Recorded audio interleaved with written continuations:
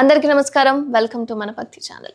హిందువులు పూజించే దేవుళ్లలో శివయ్య కూడా ఒకరు. సృష్టి లయకారుడు శివయ్యను పూజించడం అత్యంత సులభమని, భక్తి శ్రద్ధలతో నిర్మలమైన మనస్సుతో పూజించడం వల్ల శివయ్య అనుగ్రహంతో కోరిన కోరికలు తీరుతాయన్న నమ్మకం భక్తులందరికీ ఉంటుంది. అయితే శివయ్య పూజా సమయంలో కొన్ని జాగ్రత్తలు తీసుకోవాలి. పొరపాటును కూడా శివయ్య పూజ సమయంలో కొన్ని తప్పులు చేయకూడదు.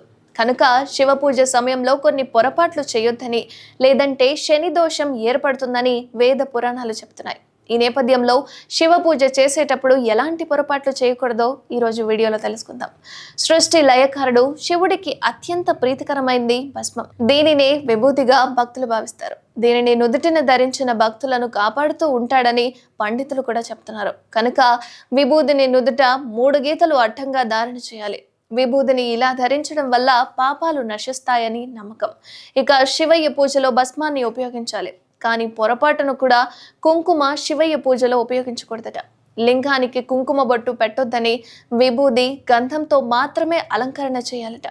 శివయ్య అభిషేకంలో జలం, చెరుకు రసం, ద్రాక్ష రసం ఇలాంటివి కూడా ఉపయోగించుకోవచ్చు.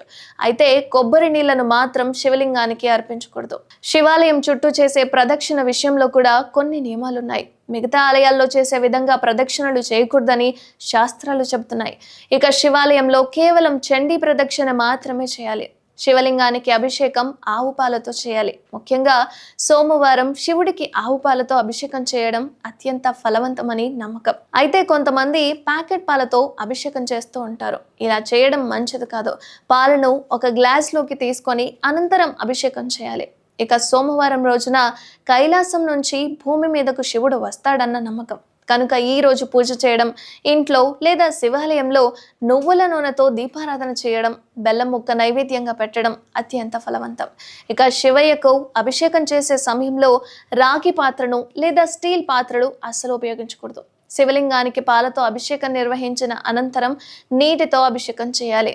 శివయ్యకు పూజ లేదా అభిషేకం చేసే సమయంలో శరీరంపై ఉన్న చెమట కానీ లేదా వెంట్రుకలు కానీ శివయ్యపై పొరపాటును కూడా పడకూడదు. ఇలాంటి జాగ్రత్తలు తీసుకొని పూజించాలి. ఒకవేళ ఇంటి పూజ గదిలో గనక శివలింగం పెట్టుకుంటే నిత్యం జలాధార ఉండేలా ఏర్పాటు చేసుకోవాలి.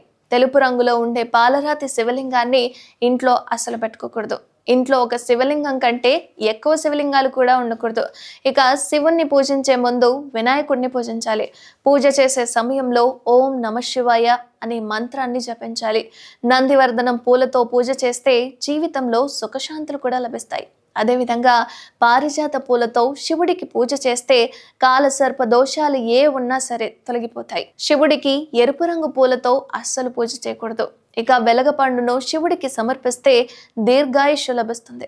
సోమవారం రోజున ముక్కోటి దేవతలతో కలిసి లయకారుడు శివాలయంలో ఉంటాడని పురాణాలు పేర్కొంటున్నాయి. కనుక సోమవారం రోజున ఎవరైతే శివాలయానికి వెళ్తారో వారికి కష్టాలు లేకుండా శివుడు వరం వేస్తాడని అందరి నమ్మకం.